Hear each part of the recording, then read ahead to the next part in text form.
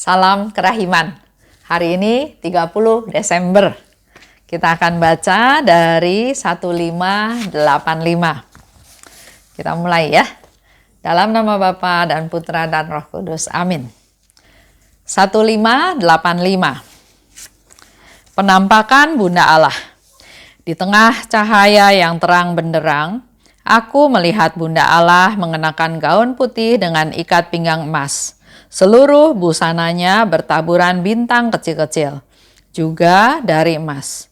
Dan pada lengannya ada lencana dari linen berhias emas. Mantulnya berwarna biru langit, tersampir ringan di atas bahunya. Kerudung transparan dengan indah menudungi kepalanya, sementara rambutnya yang terurai dihias indah oleh mahkota dari emas yang pada puncaknya terdapat salib-salib kecil. Dengan tangan kirinya ia menggendong bayi Yesus. Belum pernah aku melihat Santa Perawan Maria dalam wujud seperti ini. Kemudian ia memandang aku dengan ramah dan berkata, "Aku adalah Bunda dari Allah para imam." Sambil berkata demikian, ia menurunkan Yesus dari pelukannya ke tanah, mengangkat tangannya ke surga dan berkata, "Ya Allah, berkatilah Polandia, berkatilah para imam." Kemudian ia menyapa aku sekali lagi. "Katakanlah kepada para imam apa yang telah engkau lihat." Aku berniat memberitahukannya kepada pastor pada kesempatan pertama aku bertemu dengan dia, tetapi aku tidak dapat mengerti apa-apa dari penglihatan ini. 30 Desember. Besok 31 Desember, hari terakhir di tahun 2020. Dan kita akan sama-sama masuk ke tahun 2021. 1585. Penampakan Bunda Allah. Jadi di awal sekali Suster Faustina sudah memberikan satu konfirmasi kepada kita, dia melihat Bunda Allah. Di tengah cahaya yang terang benderang ada Bunda Allah. Jadi kita bayangkan waktu itu Suster Faustina melihat cahaya yang begitu terang benderang dan di tengah-tengah cahaya itu ada Bunda Allah. Mengenakan gaun putih dengan ikat pinggang emas. Kalau kita ingat penampakan-penampakan yang lalu, Bunda Maria selalu dengan ikat pinggang warna biru. Hari ini yang Suster Faustina lihat ikat pinggang berwarna emas. Seluruh busana bertaburan bintang kecil-kecil juga dari emas. Pada lengannya ada lencana dihiasi dengan mahkota dari emas. Di atasnya ada salib-salib kecil. Coba kita bandingkan dengan gambaran Yesus yang Maha Rahim, ya. Yesus yang Maha Rahim juga dikatakan yang dilihat oleh Suster Faustina, jubahnya Yesus itu putih berkilau-kilauan. Berkilauan, ya. Jadi putih itu melambangkan imam agung. Diterjemahkan oleh Hila, putih berkilauan menjadi seperti warna keemasan. Sehingga dalam lukisan Yesus yang Maha Rahim, Tuhan yang Maha Rahim, yang dibuat oleh Hila berdasarkan catatannya Suster Faustina, dia melukis jubahnya Yesus itu putih berkilauan. Jadi seperti warna emas ya. Juga melambangkan putih berkilauan itu melambangkan Yesus yang sudah bangkit. Melambangkan imam agung, melambangkan sesuatu yang mulia. Bunda Maria putih berkilauan dengan ikat pinggang emas melambangkan juga sesuatu yang dimuliakan. Kalau kita juga tahu ya, lihat jubah para pastor kalau merayakan perayaan Ekaristi, ada yang warnanya emas, strip atau putih, ada warna biru, ada warna ungu, ada warna merah ya, itu semua lambang, itu semua ada artinya. Kalau warna emas biasanya dipakai pada masa-masa khusus dalam perayaan-perayaan khusus. Misalnya masa Natal, masa Paskah. Juga perayaan tentang Tuhan Yesus. Misalnya ya banyak perayaan tentang Tuhan Yesus. Kecuali dalam masa sengsara, itu pakaiannya warnanya ungu. Begitu pula dalam pesta Santa Perawan Maria, juga pastornya memakai jubah warna emas. Emas itu, putih itu melambangkan sukacita, kemenangan, kekudusan, kemurnian, dan cahaya ilahi. Bisa juga dikaitkan dengan peristiwa gembira ya dalam Rosario. Maria menerima kabar gembira dari malaikat Gabriel. Maria mengunjungi Elizabeth, saudaranya. Yesus lahir di Bethlehem. Yesus dipersembahkan ke bait Allah. Yesus diketemukan di bait Allah. Itu peristiwa-peristiwa gembira di dalam kalau kita mendaras doa Rosario. Lanjut ya, di cerita tadi penglihatan dari Suster Faustina, tangan kirinya Bunda Maria menggendong bayi Yesus. Dikatakan oleh Bunda Maria, "Aku adalah bunda dari Allah para imam." Jadi Bunda Maria hari ini memberikan statement lebih jelas lagi bahwa aku bunda dari para imam.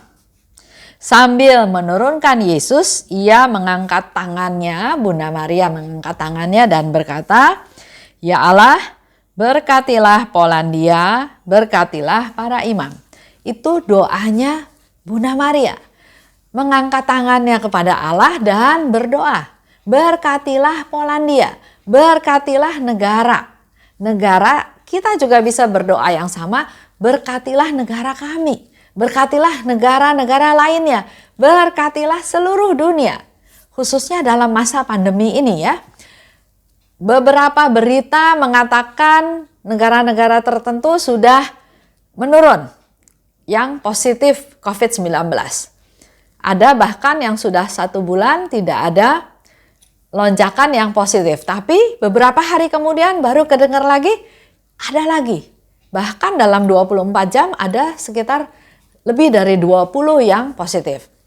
Sementara di negara lain, di Eropa juga saya dengar ada satu negara yang melarang penerbangan ke negara tersebut karena katanya sudah terdapat lagi gejala klaster COVID-19 tapi dengan gejala yang lain dengan ciri-ciri atau tanda-tanda yang berbeda, yang baru ya, yang mungkin lebih ganas atau lebih membahayakan. Dikatakan oleh Bunda Maria, hari ini dia fokus untuk para imam. Dia berdoa untuk para imam. Dia juga mengatakan, memberikan konfirmasi bahwa aku adalah bunda dari para imam.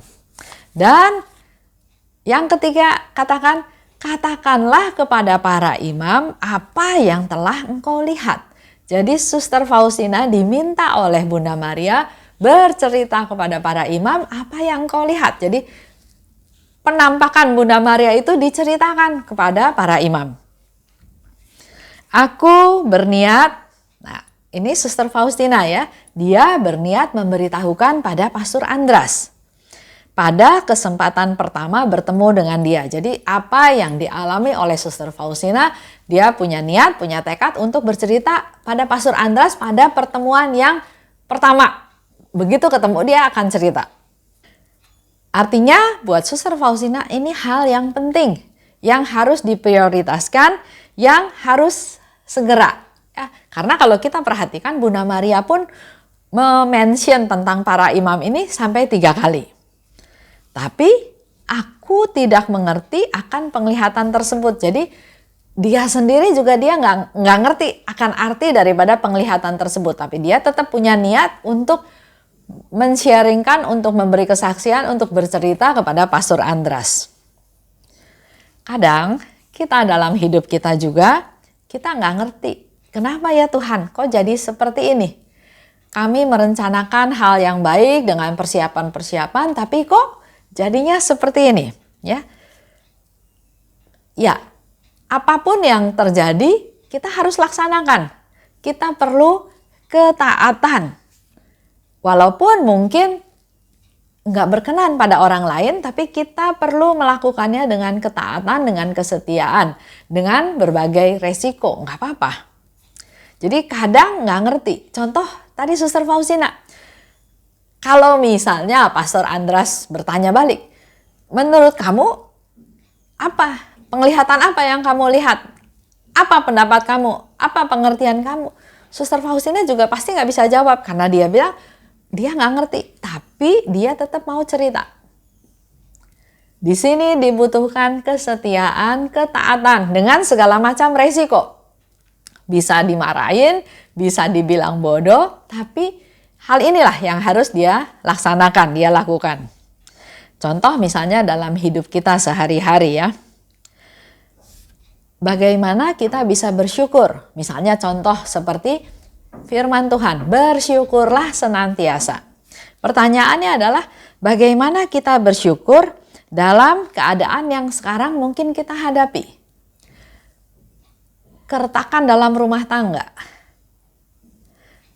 keuangan yang morat-marit, sakit yang berkelanjutan, usaha yang gagal dan gagal terus, ketidaksetiaan, atau banyak hal ya, banyak hal, situasi, keadaan yang kita alami, tapi sementara pihak lain Tuhan bilang bersyukurlah senantiasa dalam segala hal.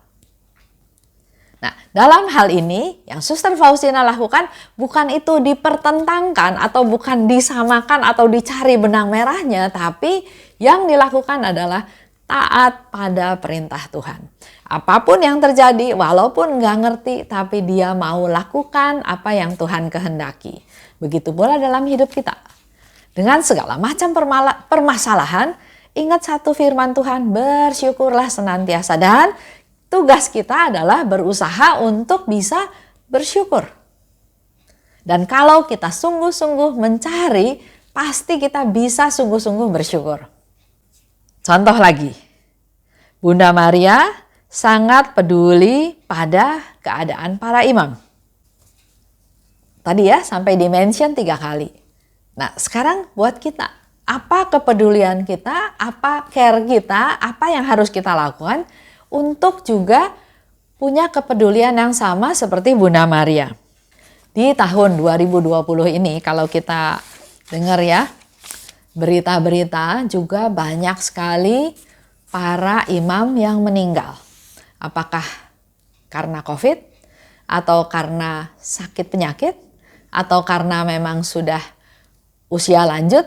Tapi kalau dilihat di jumlah, begitu banyak imam yang meninggal. Bahkan yang muda pun banyak yang meninggal. Di akhir tahun 2020 ini, semua yang terjadi menjadi suatu masukan buat kita semua. Untuk kita melangkah ke tahun 2021. Kita perlu peduli. Salah satunya berdoa untuk tahun panggilan atau berdoa untuk supaya ada makin banyak jiwa-jiwa yang terpanggil untuk bekerja di ladang Tuhan. Perlu doa-doa kita semua. Jangan sepelein doa. Doa itu adalah kita berkomunikasi dengan Tuhan. Kita berdoa, kita mohon Tuhan memberikan gembala-gembalanya untuk bisa menjaga, memelihara kita semua, para dombanya.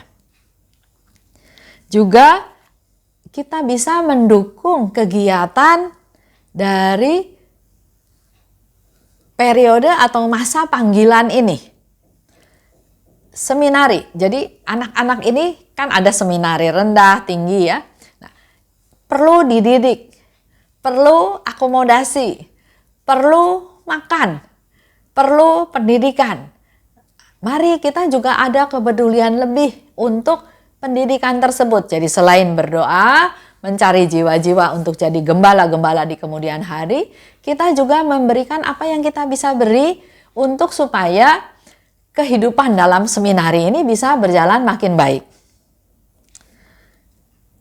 Awam, kita para awam di paroki perlu makin giat mendukung kegiatan di paroki. Misalnya kalau di KAJ, kita mendukung tahun refleksi. Tahun 2021 di mana kita melakukan refleksi terhadap apa yang sudah kita lakukan selama ini. Dan mari kita kurangi beban imam.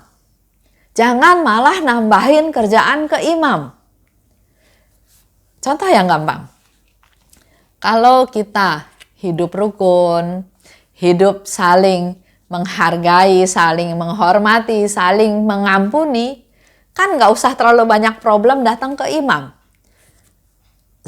Yang saya tahu, suami istri ribut. Istrinya ngadu ke imam, suami saya gini. Suaminya ngadu ke imam, istri saya gini. Itu kan menjadi beban imam. Nah, kalau kita bisa menyangkal diri, bisa rendah hati, bisa murah hati, bisa mengampuni, bisa menerima apa adanya, dalam keluarga, kehidupan keluarga juga jadi lebih harmonis sehingga nggak banyak problem yang harus dilempar ke imam. Kurangi beban imam. Yang lain apa? Ngajak imam makan. Di satu pihak, imam menghargai ajakan umat ya, ajak makan. Ini cerita sebelum pandemi. Nanti masa pandemi lewat juga kan kemungkinan itu bisa terjadi lagi. Imam diajak makan. Imam senang pasti karena umatnya memperhatikan.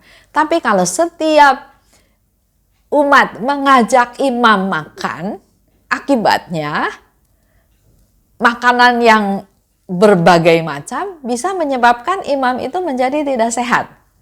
Atau karena diajak makan, makannya spesial, otomatis yang berikutnya ngajak juga harus spesial.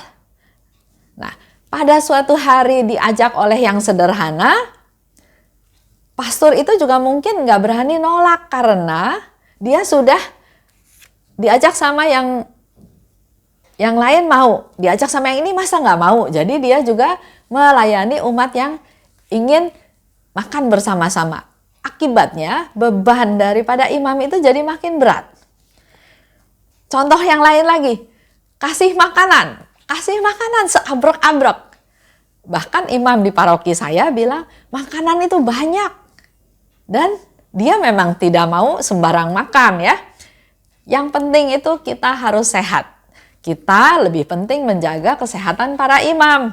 Ajak olahraga, ajak jalan pagi, main badminton, main pingpong atau hal-hal lainnya yang menyehatkan.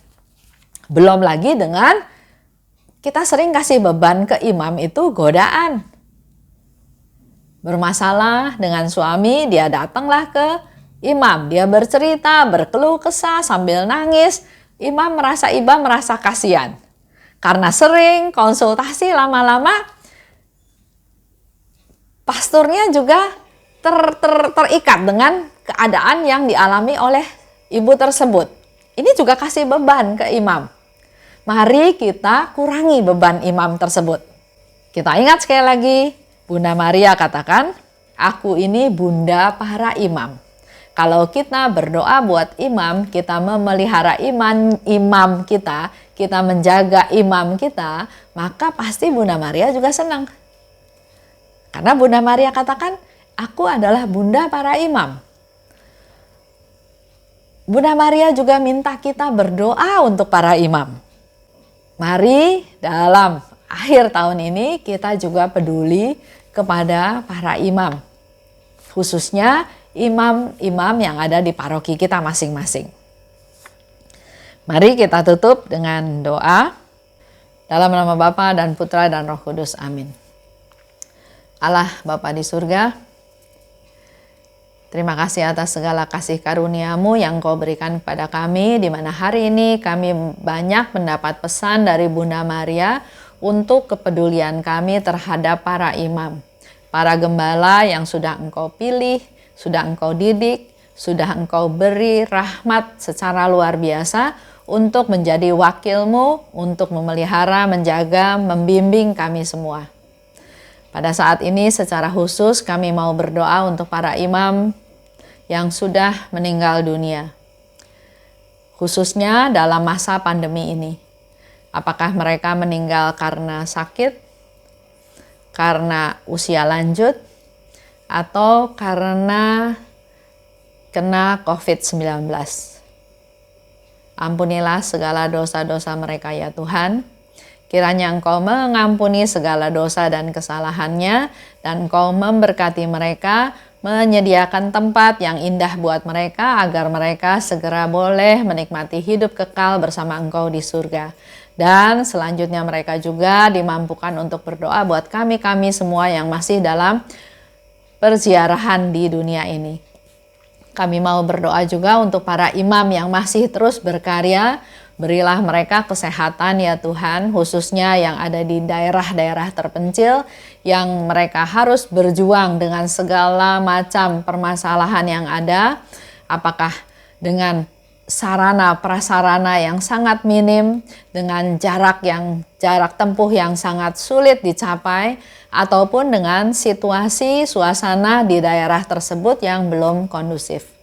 Lindungi mereka Tuhan, berkati mereka agar mereka tetap sehat, tetap bertahan, dan mewartakan kabar gembira yang berasal daripadamu.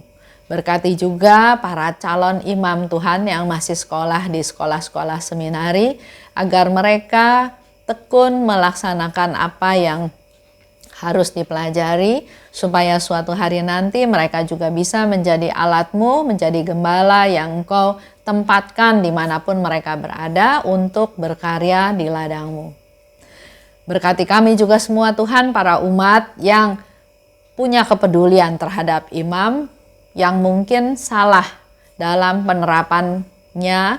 Kami mohon ampun Tuhan, kami mohon pencerahan daripada-Mu, agar apa yang kami lakukan bukan karena keinginan kami, tapi lebih karena ingin melayani Engkau, ingin menyenangkan Engkau. Terima kasih Bapa, dalam nama Yesus kami berdoa dan bersyukur. Amin. Dalam nama Bapa dan Putra dan Roh Kudus. Amin. Salam kerahiman.